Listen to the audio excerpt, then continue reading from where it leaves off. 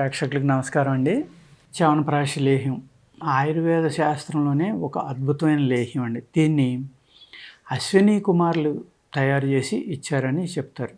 ఆయుర్వేద శాస్త్రాల్లో అయితే దీనికి చాలా అంటే చాలా అద్భుతమైన గుణాలు ఉన్నాయి. ఇది ఒక అమృతం లేక, అంటే అమృతం తాగితే చనిపోయే మనిషి కూడా ఎలా బతుకుతాడో అంత అద్భుతమైన గుణాలు, అన్ని రకాలైన గుణాలు ఈ చ్యవనప్రాశ లేహ్యంలో ఉన్నాయని చెప్తారు. కానీ దాంట్లో కావాల్సిన ఇంగ్రీడియంట్స్ ఇవాళ ఒరిజినల్లో సరిగ్గా దొరకట్లేదండి. దాని బదులు ఆయుర్వేదంలో ఏమంటారంటే ఈ మూలిక బదులు ఇది, ఈ మూలిక బదులు ఇది కూడా వాడుకోవచ్చు అన్నట్టుగా రాసి ఉంటుందన్నమాట. అలాగా కొన్ని మూలికలను వాడుకోవడం వల్ల అశ్వగంధ, శతావరి, దూలగొండి ఇలాగనమాట. మసాలా దినుసులు కూడా ఉంటాయండి ఇందులో. ఏది లవంగాలు, దాల్చిన చెక్క, జాజికాయ ఇవన్నీ కూడా ధాతువృద్ధికర పదార్థాలు అనమాట.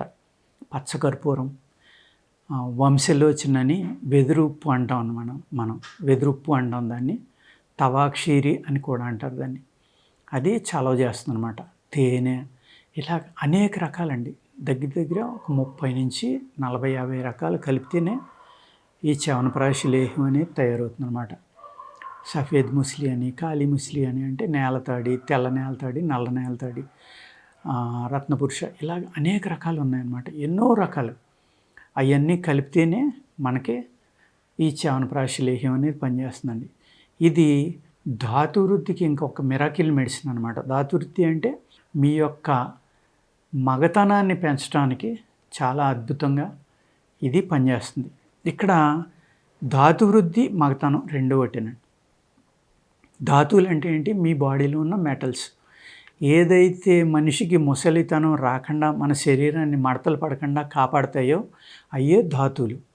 ఆ ధాతువులు వృద్ధి పొందటం వల్ల ఏమవుతుందంటే శరీరానికి మళ్ళీ యవ్వనం వస్తుంది. అంతే తప్ప ఇక్కడ ఏదో ఈ ధాతువృద్ధికర ఔషధాలు అంటే ఎంతసేపు ఏమనుకుంటారంటే ఒక వయాగ్రా లాగానో ఇంకో దానిలాగా పనిచేస్తుంది కానని ఊహిస్తూ ఉంటారు.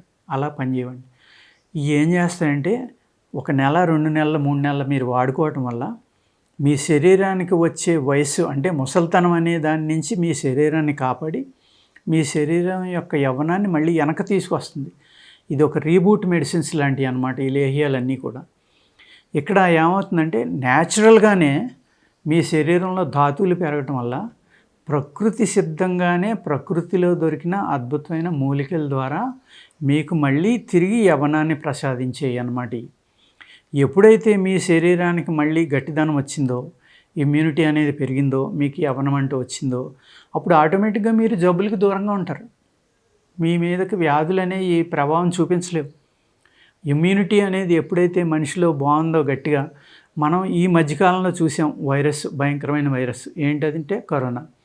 అది ఎప్పటికీ వస్తూనే ఉంది. అది ఫర్ ఎవర్ ఉంటుంది. ఒకసారి వచ్చింది, అది పోయేదేం కాదు. దాని రూపం మార్చుకుంది, అనేక రూపాల్లో వస్తుంది. ఆ కరోనా వచ్చినప్పుడు ఇమ్యూనిటీ అని విపరీతంగా అశ్వగంధ కానీ, ఈ అశ్వగంధతోటి కూడుకున్న లేహ్యాలు కానీ, లేకపోతే శిలాజిత్తుతోటి కూడుకున్న లేహ్యాలు కానీ విపరీతంగా తిన్నారన్నమాట జనం. రకరకాల కషాయాలు తాగడం మొదలుపెట్టారు. ఏది త్రిఫలా కషాయాలని, లేకపోతే సొంటి, పిప్పలి, మిరియాలని, లేకపోతే అనేక రకాల ఆకులు, అల్లం రసం, ఇలా ధనియాలు, జీలకర్ర, మెంతులు, 1-2 కాదు, ఏ కషాయాలు ఆయుర్వేదంలో ఉన్నాయో అవన్నీ కూడా జనానికి మళ్ళీ జ్ఞాపకం వచ్చినాయండి. పబ్లిక్కి అవన్నీ తాగారు. ఎందుకు? ఇమ్యూనిటీ పెంచుకోవడానికి, బయట ఉన్న వైరస్లు కానీ, బ్యాక్టీరియాలు కానీ శరీరంలో రాకపోవడానికి. అయితే ఇవన్నీ పనులు చేస్తున్నాయో, ఇన్ని రకాల పనులు, అన్ని రకాల పనులు ఈ చ్యవనప్రాశ లేహ్యం లాంటివి చేస్తాయండి. ఒక అద్భుతమైన లేహ్యం చ్యవనప్రాశ లేహ్యం. అలాగే అన్ని రకాలు దొరకట్లేదు కాబట్టి మేము ధాతువృద్ధి లేహ్యం అని ఒకటి చేసామండి. చాలా అద్భుతంగా పనిచేస్తుంది. అది వాడుకోవడం వల్ల చక్కగా నిద్ర వస్తుంది. నిద్ర పట్టిన వాళ్ళకి, మానసిక శక్తి తగ్గిన వాళ్ళకి, జ్ఞాపక శక్తి తగ్గిపోయిన వాళ్ళకి జ్ఞాపక శక్తి పెరగడానికి కూడా చాలా బాగా పనిచేస్తుందండి. అలాగే కంటి చూపు తగ్గిపోతుంది, అనేక రకాల సైడ్ ఎఫెక్ట్లు వస్తున్నాయి, ఇబ్బందులు పడుతున్నాం అనుకునే వాళ్ళకి ఈ కంటి చూపు తగ్గకుండా ఆపి, తగ్గిన వాళ్ళకు కూడా కొంతమంది వెనక్కి తీసుకురావడం జరుగుతుందండి. ఇటువంటి లేహ్యం మా దగ్గర దొరికే ధాతువృద్ధికర లేహ్యం అండి. ధాతువృద్ధి లేహ్యం అంటాం అనమాట. ధాతువుల గురించి మీకు చెప్పాను కదండి, అర్థమైంది కదా. ఈ ధాతువులు అనేది పెరిగితేనే మీ శరీరంలో మళ్ళీ ఇమ్యూనిటీ పెరుగుతుంది.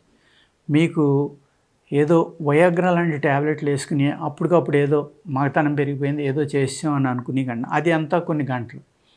అలా కాకుండా ఇది ఏమవుతుందంటే న్యాచురల్గా ప్రకృతి సిద్ధంగానే మీలో ఉన్న శక్తిని పెంచుతుంది అనమాట. పెంచడం వల్ల ఏమవుతుంది, మీ యవ్వనం వెనక్కి రావడానికి అవకాశం ఉంది. కానీ కొంచెం పథ్యం పాటించాలి. చింతపండు లాంటివి తినకూడదు. ఇటువంటి లేహ్యాలు వాడుకునే ముందర మీరు శరీర శుద్ధి చేసుకోవడం అనేది చాలా ఇంపార్టెంట్ అండి.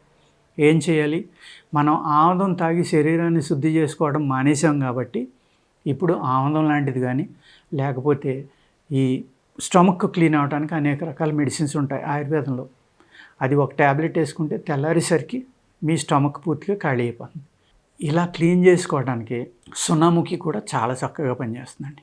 కానీ దాన్ని ఓన్లీ మజ్జిగతోటే తీసుకోవాలి. మజ్జిగతోటి తీసుకున్నప్పుడే మీ శరీరంలో ఉన్న విషాలను కానీ వాటిని క్లీన్ చేసేసి మీ బాడీని డీటాక్స్ చేసిన తర్వాత మాత్రమే ఇలాంటి లేహ్యాలు వాడుకున్నారనుకోండి, అప్పుడు ఏమవుతుందంటే మీ శరీరంలో అన్ని ఆర్గాన్స్ అన్ని నరాలు విష పదార్థాలన్నీ బయటికి వెళ్ళిపోవడం వల్ల ఆరోగ్యంగా ఉండి మీరు తీసుకున్న ఈ ఏదైతే లేహ్యం ఉందో 100% మీ శరీరానికి చక్కగా పనిచేయడానికి అవకాశం ఉందన్నమాట. అంచేత ఎప్పుడైనా సరే ఈ మళ్ళీ మనకి బలం రావడానికి ఇమ్యూనిటీ పెంచుకోవడానికి ఏ రకం మందు వాడుకున్నా కూడా మీరు డీటాక్స్ చేసుకుని వాడుకుంటే చాలా అద్భుతంగా పనిచేస్తాయండి ఈ మందులన్నీ కూడా. ఓకేనండి, నమస్కారం.